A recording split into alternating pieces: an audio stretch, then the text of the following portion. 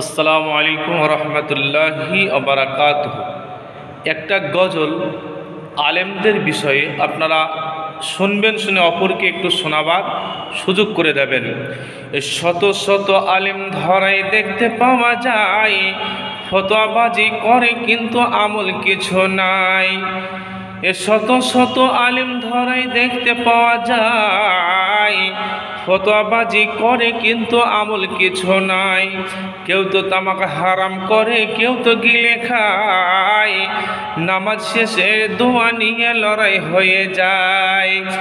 নতুন মসজিদ এত দূরে তৈরি করা হলো, নতুন মসজিদ এত দূরে তৈরি করা হলো, আজান শোনা দূরের কথা, তাকবীর শোনা গেল। আদি যুগের বিয়ের প্রথা কেউ তো হারাম করে, কেউ তো নতুন ঢঙে বিয়ে দিতে বলে গারে গায়ের জোরে। আহলে হাদিস কাফের নাকি, আহলে হাদিস কাফের নাকি হানাফি আলেম কয়, তার পেছনে নামাজ পড়া ফাসাদ হয়ে যায়।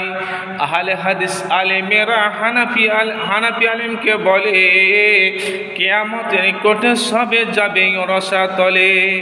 এক অপরকে কাফের বলে, লজ্জা কিছু নাই, এক অপরকে কাফের বলে, লজ্জা কিছু নাই।